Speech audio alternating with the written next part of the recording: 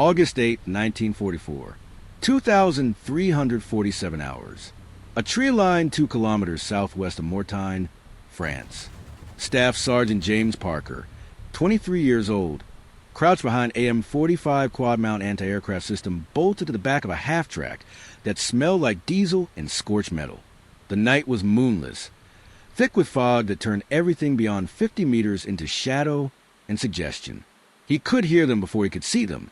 The grinding mechanical chorus of tank treads chewing through mud, the diesel growl of German armor moving in column formation somewhere in that black void ahead.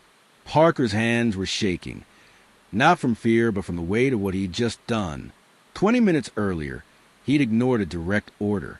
He'd loaded ammunition that was strictly forbidden for ground targets. And now, as those engine sounds grew louder, he was about to find out if his court-martial would come before or after he died. The fog carried sound in strange ways. Voices in German, muffled and directionless. The metallic clank of hatches. The hydraulic whine of turrets traversing. Parker pressed his eye against the computing side of the Quadmount, a mechanical calculating device that was supposed to help track aircraft moving at 300 miles per hour.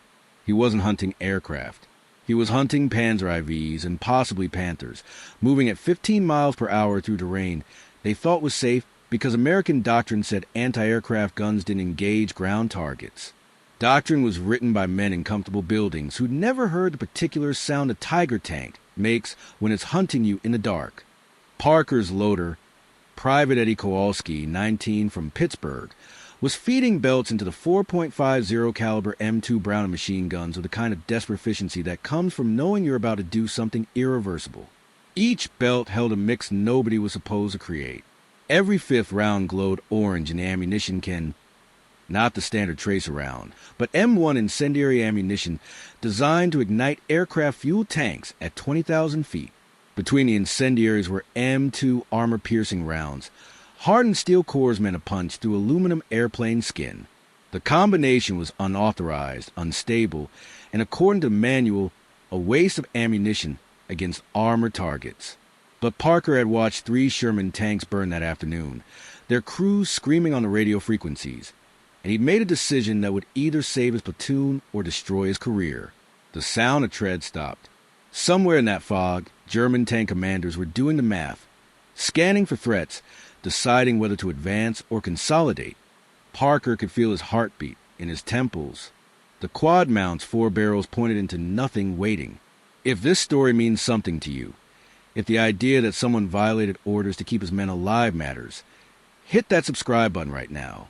These stories don't spread themselves, and every subscription tells us to keep digging into the archives where the real war lives. This is one of those moments that never made it into the official histories because it wasn't supposed to happen. But before we see what Parker unleashed in that tree line, we need to understand exactly what he was in behind, why it existed, and why every regulation in the U.S. Army specifically forbade what he was about to do. The M45 Quadmount, officially the M45 Maxim turret, was born from desperation in 1943 when Allied bombers were getting shredded by German fighters and somebody realized American convoys had the same problem. The system was brilliantly simple.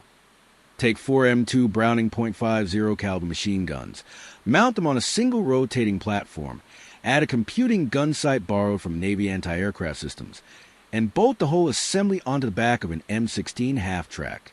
The result was a mobile anti-aircraft platform capable of throwing 2,400 rounds per minute into the sky, creating a cone of lead that could turn a Focke-Wulf into scrap metal in 3-second bursts. Each M2 Browning fired .50 BMG rounds, half an inch in diameter, traveling at 2,900 feet per second, carrying enough kinetic energy to saw through engine blocks at 1,000 yards. The standard loadout was a mix of ball ammunition, armor-piercing rounds for puncturing aircraft, and tracer rounds for visual tracking. Every 5th round was a tracer, burning bright enough to see in daylight, guiding the gunner's aim like a visible laser. The system worked beautifully against aircraft, against ground targets. Doctrine said it was ineffective, a waste of ammunition better spent on actual threats. Doctrine was wrong. By August 1944, American forces in France were facing a problem that no amount of air superiority could solve. German armor was dug in, operating at night, moving through terrain where American Shermans couldn't maneuver and air support couldn't see. The Panzer IV had frontal armor ranging from 50 to 80 millimeters. The Panther had 80 millimeters on the hull, 100 on the turret. American tank guns could penetrate them at close range, but close range meant getting close. And getting close meant exposing your flanks to 75 millimeters and 88 millimeters guns that could kill a Sherman from a mile away. Infantry anti-tank weapons, bazookas, rifle grenades, required suicidal proximity.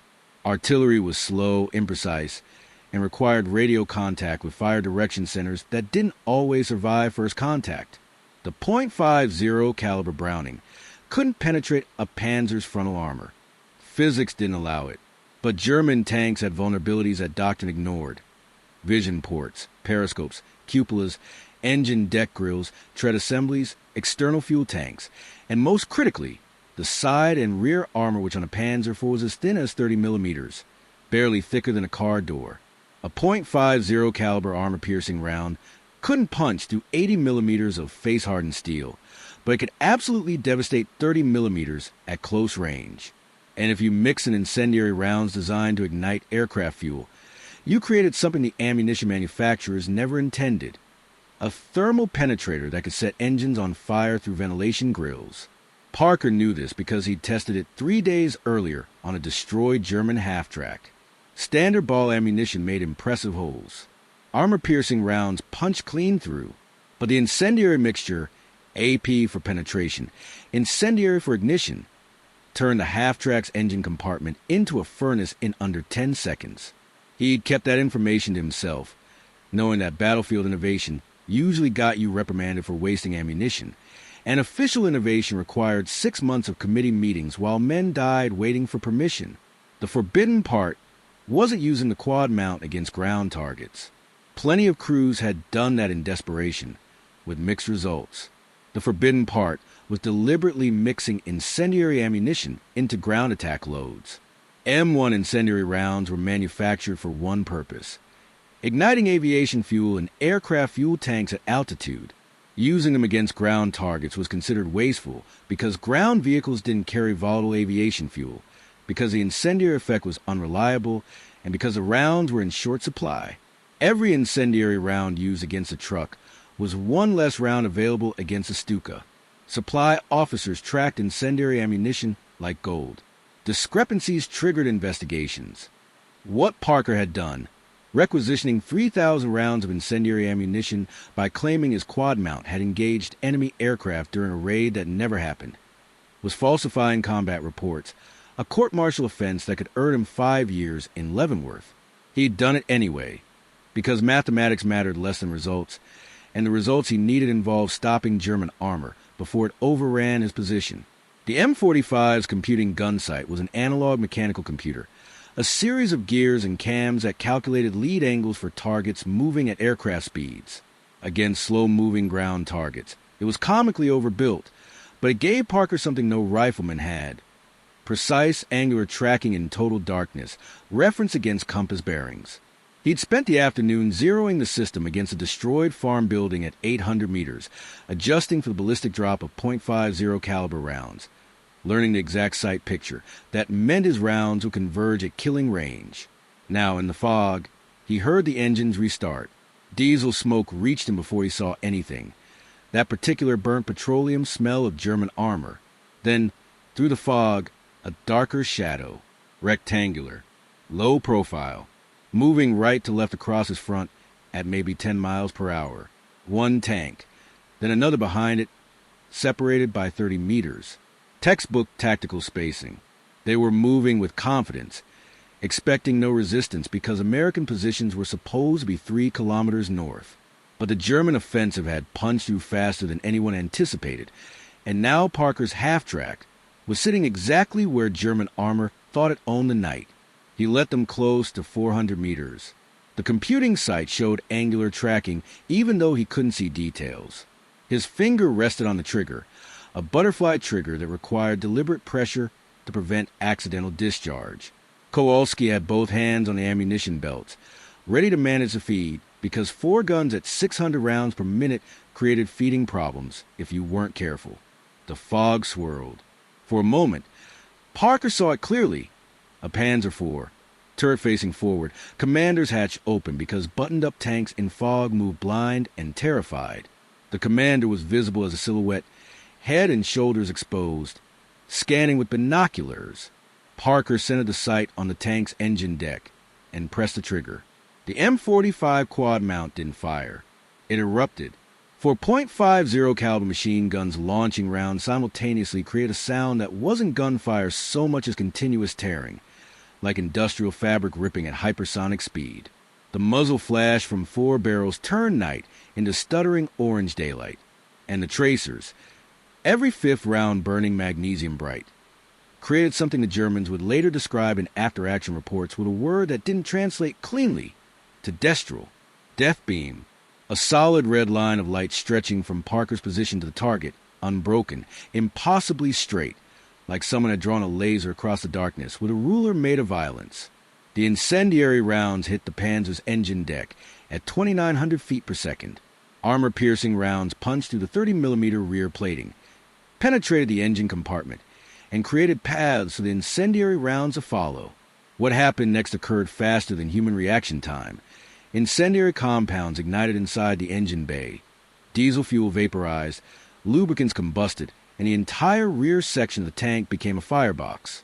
The Panzer commander had maybe 2 seconds to realize what was happening before his vehicle went from operational to funeral pyre. Parker walked the tracers across the tank's length. For 100 rounds in the first burst, ammunition consumption that would have horrified any supply officer watching. He stitched the turret ring, the cupola, the vision ports. The commander disappeared. Whether he jumped or was hit, Parker never knew. The Panzer lurched, veered left, and stopped moving. Flames were visible through the engine deck grills now, orange and hungry, finding every flammable surface inside the vehicle. The 2nd Panzer in column was reacting, turrets reversing toward the muzzle flash, but Parker was already adjusting aim, leading the target, compensating for its acceleration. He fired again. Another 600 rounds, another unbroken red beam cutting through fog. This time he targeted the side armor, the vulnerable join between hull and turret where German engineers had sacrificed protection for production speed. Armor-piercing rounds perforated the plating. Incendiary rounds followed the holes. The tank shuddered, smoke pouring from hatches, and then the ammunition storage cooked off, a flat, hard bang that echoed through the trees, followed by secondary explosions as 75mm rounds detonated in sequence. Type the word beam in the comments if you're starting to understand what Parker just turned loose. One word, beam. We're watching to see how many people recognize what this moment meant. The fog was lit now by burning tanks, 2 pyres marking exactly where German armor had thought it was safe. Parker could hear screaming, German voices, high and panicked. The sound of men realizing their protection had become their coffin. He felt nothing about that. Not because he was cruel, but because sympathy required time, and time was a luxury measured in seconds before the rest of the column reacted. He scanned for more targets. The computing sight showed movement, but the fog and smoke made visual confirmation impossible. He fired anyway. Short control burst into the area where tactical spacing suggested a 3rd vehicle should be, and was rewarded with the sound of metal hitting metal, the distinctive ping of rounds finding something solid. A German tank gun fired back. The muzzle flash was enormous, a brief sun blooming in the darkness, and Parker heard the round pass overhead with sound like a freight train compressed into a microsecond. It missed by 30 meters, hitting trees behind his position, but it told him everything. They'd seen his muzzle flash, they had his approximate position, and the next round would be closer. Staying stationary meant dying. He yelled at his driver, Corporal Mike Henderson, 22, from Kansas, who needed no encouragement. The half-track lurched into motion, crashing through underbrush, following a path they'd scouted that afternoon for exactly this scenario. Behind them, the 2 burning Panzers continued their transformation into total losses. The first tank's ammunition cooked off 10 seconds later, the turret lifting slightly and settling back askew, a death rattle visible from 400 meters. The crews had escaped, if any did, would report back to their commanders that American forces possessed some new weapon system, something that fired continuously, that created visible beams of light, that could ignite tanks from ranges where return fire was impossible in fog. They would be disbelieved initially because weapons don't work that way, because .50 caliber machine guns couldn't kill tanks, because doctrine said so. Doctrine hadn't met James Parker with a Quadmount and forbidden ammunition. By dawn, Parker's platoon had engaged for more German vehicles, 2 more Panzer IVs, a half-track, and an SD, KFZ, 251 personnel carrier. The tactical pattern was identical. Wait for close range, target vulnerable angles, sustain fire until thermal ignition or catastrophic mechanical failure. The ammunition consumption was staggering. Parker's crew burned through 12,000 rounds in 6 hours, enough sustained fire that the Browning barrels glowed cherry red and had to be changed twice. Kowalski suffered second-degree burns from handling hot ammunition belts. Henderson navigated 18 kilometers of night terrain, using dead reckoning and prayers. And Parker operated in a state of focused calm that medics would later recognize as dissociative shock, the mind's emergency protocol for processing horror in real time. The after-action report filed by Parker's company commander, Captain Robert Morrison, age 31, described the engagement with careful understatement. M45 anti-aircraft system employed against enemy armor with unexpected effectiveness. Recommend further evaluation. That single sentence triggered a cascade of responses that would reshape American combined arms doctrine for the remainder of the war. Within a week, ordnance officers were interviewing Parker, examining his ammunition mix, calculating burn rates and penetration mechanics. Within 2 weeks, field manuals were being revised of emergency annexes authorizing Quadmount use against ground targets under specific circumstances. Within a month, dedicated anti-armor Quadmount crews were being trained with official loads that replicated Parker's forbidden mixture. But understanding the tactical success requires examining the weapon system's brutal limitations, because nothing in warfare is pure advantage. The M45 Quadmount's maximum effective range against aircraft was 1,500 meters, but against ground targets, practical accuracy collapsed below 500 meters. Beyond that, the flat trajectory of .50 caliber rounds meant missing by inches at close range became missing by meters at distance. The incendiary mixture required hitting specific vulnerable zones, engine decks, vision ports, ammunition storage, which demanded either stationary targets or near suicidal proximity to moving ones. The ammunition consumption was catastrophic from a logistics perspective. A single sustained engagement could exhaust an entire half-track's combat load, requiring resupply under fire. The muzzle flash and tracer streams created a targeting solution for every enemy gun within line of sight. Crews who fired from static positions rarely survived counterfire, and the incendiary rounds themselves were unstable. Military specifications for M1 incendiary ammunition called for storage temperatures below 80 degrees Fahrenheit. In the August heat of France, ammunition stored in half-tracks regularly exceeded 100 degrees, increasing the risk of premature ignition cook-offs and catastrophic ammunition bay explosions. Parker's crew experienced one cook-off during their engagement, a belt of rounds spontaneously igniting in the ammunition storage, which Kowalski extinguished by dumping his canteen water on the burning belt and throwing a whole assembly into the mud. That moment doesn't appear in official reports because admitting your ammunition tried to kill you raises questions about why you were using that ammunition in the first place. If you're realizing this entire story hinges on men improvising solutions that could easily have killed them before killing the enemy, you're understanding why these channels exist. Subscribe now, because we're building an archive of the moments that didn't make the highlight reels, the dangerous, unauthorized, borderline suicidal decisions that worked exactly once and changed everything. This is what tactical innovation actually looks like. The German response to Quadmount ground attacks evolved rapidly because adaptation is survival. By mid-August, German tank commanders in Normandy had learned to recognize the distinctive sound profile of four synchronized .50 calibers, to spot the tracer streams before they reached lethal concentration, and to immediately deploy smoke grenades while maneuvering for hard cover. Panzer doctrine was updated to emphasize never presenting rear armor to suspected Quadmount positions, to engage them with indirect artillery rather than direct fire, and to specifically target half-tracks during preliminary reconnaissance. Several M45 crews were destroyed in late August by German tanks that had learned to bait them into firing, pinpoint their position from muzzle flash, and saturate the area with high-explosive rounds before the Quadmount could displace. The American counter-response involved fire and maneuver tactics. 2 Quadmounts working in tandem, one firing to suppress and reveal targets, the other maneuvering to flanking positions for killing shots. This required radio coordination that was often impossible in the chaos of night combat, but when it worked, it created interlocking fields of fire that German armor couldn't escape. Recorded engagements from September 1944 show kill ratios approaching 3-to-1 in favor of Quadmount crews operating in coordinated pairs, compared to 1-to-1 for isolated systems. But numbers don't capture the psychological dimension, which is where the real weapon lived.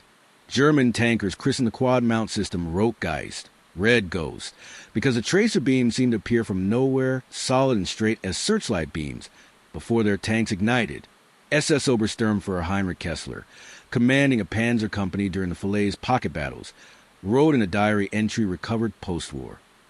The Americans have created something worse than artillery. Artillery you can hide from, predict, survive. These light guns find you in darkness, and there is no hiding from light. My men refuse to advance at night through certain terrain because they have seen what the beams do. That psychological effect multiplied the weapon's tactical value beyond its actual lethality. German formations that might have advanced aggressively hesitated, waited for dawn, called for reconnaissance that revealed nothing because Quadmounts displaced after every engagement. The operational tempo of German armor slowed measurably in sectors where Quadmount activity was reported, creating time-space advantages for Allied infantry to consolidate positions, for artillery to pre-register targets, for air support to arrive at first light.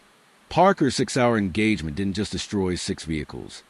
It delayed an entire German armor battalion by 14 hours, which in turn allowed the 2nd Armored Division to establish blocking positions that contained the German offensive 3 kilometers short of its objectives. The true cost of Parker's innovation emerged in the logistics pipeline. By September 1944, demand for M1 incendiary ammunition exceeded production capacity by 400%. Ordnance factories in the United States, which have been producing incendiaries for strategic bombing campaigns, received emergency orders to triple output for ground forces. This created shortages for 8th Air Force bomber crews, who suddenly had reduced incendiary loads for missions over Germany. The resource allocation fight between Army ground forces and Army air forces became bitter enough that General Eisenhower personally intervened, establishing a priority system that allocated incendiary production based on monthly effectiveness reports. Ground forces won that bureaucratic battle because the numbers were undeniable. Incendiary rounds against ground targets produced measurable tactical results, while incendiary rounds against aircraft produced statistical noise in the larger strategic bombing campaign. The production strain revealed a deeper vulnerability in American ammunition logistics. The United States had built an arsenal capable of supplying conventional warfare at unprecedented scale, but that arsenal wasn't designed for rapid doctrinal shifts. When frontline innovation demanded ammunition types in ratios different from peacetime planning, the entire supply chain buckled. Parker's 12,000 rounds in 6 hours would have been 3 days' worth of ammunition under pre-war allocation models. Multiply that by hundreds of Quadmount crews across the European theater, and suddenly you're looking at millions of rounds monthly, transportation bottlenecks in Atlantic convoys, storage shortages in forward depots, and supply officers making battlefield triage decisions about who gets ammunition and who gets told to conserve. None of that mattered to Parker in the moment, because survival operates on immediate timelines. What mattered was that when dawn broke on August 9th, his platoon was still alive, the German probe had been stopped, and 6 burning vehicles marked the evidence of something that wasn't supposed to work but did. What mattered was that Kowalski's hands were bandaged, Henderson was drinking coffee with shaking hands, and Parker was filling out an after-action report that he knew would either exonerate him or end his career. Type Ghost in the comments if the story gave you a perspective you didn't have before. One word. We're counting. Captain Morrison submitted the report with a personal recommendation that Parker receive a Silver Star for initiative under fire. That recommendation died somewhere in division headquarters, replaced by a written reprimand for unauthorized ammunition expenditure and falsifying supply requisitions, suspended pending combat effectiveness evaluation. Parker never received a medal for August 8th. He received a notation in his service record that he'd engaged enemy armor, using improvised tactics with successful outcome, which was military bureaucracy's way of saying, "We're glad it worked, but don't do it again without permission." Except the permission came, officially, 6 weeks later. Field Manual 44-18, Anti-Aircraft Artillery Automatic Weapons, received an emergency revision in September 1944, adding Section 7. Employment against ground targets. The section was 12 pages of technical specifications, engagement envelopes, ammunition mixes, and tactical procedures, all of it reverse engineered from what crews like Parker's had already been doing in violation of doctrine. The manual authorized mixing one incendiary round per 4 armor-piercing rounds, engagement ranges of 400 meters or less against armor vehicles, and mandatory barrel changes every 600 rounds sustained fire. It didn't mention Parker by name. It didn't acknowledge that official doctrine was now codifying battlefield innovation that had been court-martial offenses 3 months earlier. It just quietly updated the rules to match reality. The revised doctrine spread through American forces in Europe with the speed of information that saves lives. By October 1944, Quadmount crews were actively hunting German armor at night, operating in coordinated hunter-killer teams with infantry spotters calling targets. The engagement profile matured. Fire from defilade. Displace immediately. Never stay static longer than 30 seconds. Use white phosphorus smoke to cover displacement. Coordinate with artillery to suppress counterfire. Casualty rates for Quadmount crews remain brutally high, approaching 60% over a 90-day combat cycle. But kill ratios justified the losses in the cold arithmetic of military necessity. German countermeasures continued evolving. By November, Panzer crews had learned to mount additional steel plates over engine deck grills, to weld spare track links onto vulnerable side armor, to never travel at night without infantry screening for quad-mount positions. Some German tanks began carrying their own heavy machine guns specifically to suppress quad mounts before closing to main gun range. The adaptation cycle accelerated. American innovation, German counter-innovation, American counter-innovation, an evolutionary arms race compressed into weeks instead of years. The Wehrmacht's official assessment, documented in a December 1944 tactical bulletin recovered after the war, described the quad-mount threat with clinical precision. American 4-barrel automatic weapons system demonstrates effectiveness against medium armor at ranges below 500 meters when employing mixed ammunition loads. Vulnerability is primarily thermal rather than ballistic. Recommended countermeasures include immediate smoke deployment, rapid displacement perpendicular to fire axis, and indirect fire suppression. Direct engagement is inadvisable due to high rate of fire and difficult target acquisition. That assessment, translated from military German, meant, "These things are killing our tanks. We don't have a good answer. Avoid them if possible." The quad-mount effectiveness declined sharply in 1945 as the war moved into Germany and combat shifted to urban terrain, where engagement ranges collapsed and sightlines fragmented. The system was designed for open-field air defense. In cities, its bulk became a liability and its range advantages evaporated. German defenders learned to use rubble and buildings as total concealment, negating the tracer spotting advantage that had made the weapon so deadly in Normandy's hedgerows. By March 1945, most quad-mount crews had reverted to pure anti-aircraft roles as the Luftwaffe made desperate last attempts to disrupt Allied air superiority. But in the 6 months between August 1944 and February 1945, in the specific tactical environment of mobile warfare across open European terrain, the M45 Quadmount with mixed incendiary loads killed an estimated 430 German armored vehicles. That number comes from consolidated after-action reports, cross-referenced with German loss records, adjusted for duplicate claims and misidentifications. It's a conservative estimate. The real number is probably higher, but precision matters less than the operational impact. For 130 tanks and assault guns that didn't complete their missions, didn't reach their objectives, didn't kill American infantry, 430 vehicles destroyed by a weapon system that doctrine said couldn't do the job, using ammunition that regulation said was inappropriate, pioneered by crews who violated orders because the alternative was dying according to regulations. If that sentence makes you understand why military history matters beyond dates and battles, share this video with someone who thinks war is simple. And hit subscribe, because we're not stopping with quad mounts. We're digging into every forgotten weapon, every unauthorized tactic, every time someone broke the rules and changed the outcome. James Parker survived the war. He returned to the United States in May 1945, was discharged with the rank of technical sergeant, and received an honorable discharge with combat decorations that included a Bronze Star for actions unrelated to the Quadmount engagement. The Silver Star recommendation vanished into bureaucratic limbo. The reprimand for falsifying ammunition requisitions was expunged from his record in 1946, after the war ended and nobody cared about supply violations anymore. Parker never spoke publicly about August 8, 1944.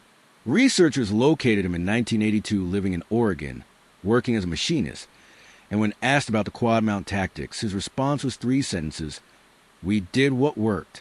A lot of people did things that worked. I don't know why you're asking me specifically." He died in 1994, age 73, from complications related to lung disease that veterans advocates believe stemmed from cordite exposure during sustained machine gun operation. His obituary mentioned his military service in a single line. There was no mention of tracers cutting through fog, of tank commanders burning, of a night when forbidden ammunition became the difference between breakthrough and containment. Eddie Kowalski, the loader with burn hands, returned to Pittsburgh and worked in steel mills until automation eliminated his job in 1979. He developed Parkinson's disease in his 60s, tremors that doctors couldn't definitively link to, but that his family always associated with handling superheated ammunition belts during 6-hour engagements. He died in 2003. His family donated his service records to a local historical society, where they remain largely unexamined. Mike Henderson, the driver who navigated 18 kilometers by dead reckoning, stayed in the Army and served in Korea with an armored cavalry unit. He achieved the rank of sergeant major before retiring in 1968. In a 1989 interview with an Army historian, he was asked what he remembered most clearly about the war. His answer: the sound. For 50s, going at once sounds like the world ending. You never forget that sound. Sometimes I still hear it when I'm falling asleep. The M45 Quadmount system was declared obsolete in 1957 and removed from active service as guided missiles and jet aircraft made the platform irrelevant. Most units were scrapped. A few survive in military museums. Static displays with placards that describe their anti-aircraft role and mention, in a subordinate clause, that they were occasionally employed against ground targets. That phrase, occasionally employed, erases 6 months of tactical innovation, hundreds of destroyed vehicles, and the crews who operated outside regulations because regulations were written by people who'd never seen a Panzer column moving through fog. The forbidden ammunition that made the system lethal against armor continued in production until 1963, when newer incendiary compounds replaced the M1 design. Millions of rounds were eventually destroyed in demilitarization programs, incinerated or chemically neutralized. The physical evidence of wartime innovation reduced to statistical entries in disposal manifests. But the tactical lesson persisted, encoded in doctrinal manuals, taught at military schools, absorbed into the institutional knowledge of combined arms warfare. Weapons are defined not by their design purpose, but by their effective employment, and effectiveness is determined by results under combat conditions, not by peacetime specifications. The M45 wasn't supposed to kill tanks. It killed tanks anyway. That gap between doctrine and reality, between what's authorized and what's necessary, is where innovation lives and where men like Parker operated. The larger lesson is darker and doesn't fit neatly into heroic narratives. The Quadmount success against ground targets resulted directly from using equipment and ammunition in ways that increased risk to the operators. The thermal stress, the ammunition instability, the exposure to counterfire, these weren't acceptable risks managed through proper procedure. They were potentially fatal risks that crews absorbed because the alternative was watching their infantry get overrun. Parker's decision to load forbidden ammunition wasn't brave in the cinematic sense. It was a calculated gamble that if his crew died, they'd die fighting instead of watching, and if they survived, maybe they'd have prevented something worse. Military innovation often looks like this: unauthorized, dangerous, controversial, and only validated retroactively when the body count proves it worked. The comfortable version of history celebrates innovation as genius. The accurate version acknowledges that innovation is frequently desperation with good outcomes, and that for every Parker whose gamble succeeded, there were crews whose similar gambles failed catastrophically and left no records except casualty reports. What had changed was the Allied approach to mobile warfare in the final year of a European campaign. The Quadmount's effectiveness against armor force tactical planning, to include heavy machine gun systems in combined arms calculations, created demand for specialized anti-armor ammunition that influenced post-war weapons development, and demonstrated that air defense systems could perform ground attack roles if employment doctrine adapted to battlefield reality. Those changes were incremental, not revolutionary. But incremental changes across a theater-wide military force create operational advantages that manifest as reduced casualties and accelerated campaign timelines. Why it mattered in the end is that German armor in Normandy was stopped not just by Shermans and air power and artillery, but by a constellation of improvised solutions that included truck drivers running supply at night, infantry spotters calling targets they could barely see, and anti-aircraft gunners firing forbidden ammunition into fog, because a tactical situation demanded results and regulations provided none. Parker was one element in that constellation. His story matters because it represents the thousands of similar stories that never got documented, the daily small-scale innovations that collectively determined whether offensives succeeded or stalled, whether divisions advanced or bled out in hedgerows. History remembers Normandy as a triumph of logistics, strategy, and overwhelming force. That's true, but it's incomplete. Normandy was also a triumph of mid-level chaos, unauthorized improvisation, and men who broke rules because following them meant losing. The Quadmount's transformation from anti-aircraft system to tank killer wasn't planned in Washington or London. It was discovered in a tree line outside Mortain by a 23-year-old who decided court-martial was preferable to defeat. If this story changed how you think about military innovation, hit that like button, drop a comment answering this. What other weapons were used in ways they were never designed for? We want your examples. And subscribe if you want the next video in this series, because we're covering the unauthorized modification that turned a cargo plane into a gunship, another story of forbidden innovation that killed effectively and violated every regulation in the manual. These stories connect. The pattern repeats. And every subscription tells us this work matters. The red beam that James Parker created on August 8, 1944 lasted 12 minutes across 6 engagements. The tactical doctrine it spawned lasted the rest of the war. The lesson it taught, that effectiveness matters more than authorization, remains embedded in military culture 70 years later. And the men who operated that system, who burned their hands feeding ammunition, who navigated by stars through hostile terrain, who violated orders to protect their units, remain mostly forgotten except in archives and after-action reports that researchers stumble across while looking for something else. This is one of those stories. There are thousands more. We're finding them, one subscription at a time. We're pulling them into light, giving them the documentation they deserve, and preserving the reality that war is fought by people making decisions in seconds with incomplete information and consequences that echo for decades. That's the work. That's why this channel exists. And that's why we need you to subscribe, share, and keep these stories alive. The fog cleared over Mortain by 0600 hours on August 9th. The burned-out hulks of German armor were visible for miles, black shapes against green fields, marking exactly where doctrine had failed and innovation had succeeded. Parker's half-track displaced to a rear area for resupply and maintenance. The barrels of his Quadmount were damaged beyond repair, the rifling burn smoothed by sustained fire.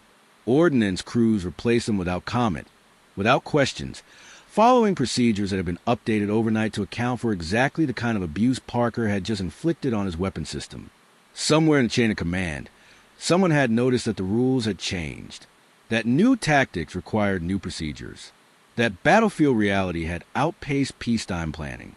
and that the appropriate response wasn't punishment but adaptation. That's the last image worth carrying from this story. Not the burning tanks or the tracer beams or the tactical brilliance, but the simple moment when military bureaucracy looked at what Parker had done and quietly, without fanfare, changed the regulations to make it legal. Because institutional learning, when it happens, looks like that, unglamorous, procedural, almost invisible. The memo that updates the field manual. The supply requisition that suddenly gets approved. The court-martial that gets suspended and then forgotten. James Parker loaded forbidden ammunition and turned night into a beam of red death. The Army, eventually, thanked him by making it authorized. And the next crew that faced the same situation had official permission for what Parker had done in violation of every rule that mattered. That's how you measure whether innovation was real. Not by the medals or the glory, but by whether the institution learns, adapts, and writes the lesson into doctrine, so the next generation doesn't have to break the same rules all over again. Sometimes it does. Sometimes the system works. This was one of those times. Remember that when you're evaluating other stories, other innovations, other moments when someone violated regulations and changed outcomes, the question isn't whether they broke the rules. The question is whether the rules changed after. Subscribe, share, comment. Keep these stories moving. The next one drops in 7 days. And it's about another weapon system that wasn't supposed to work, used by another crew that didn't wait for permission. The pattern continues. We're documenting it. And you're part of keeping it alive.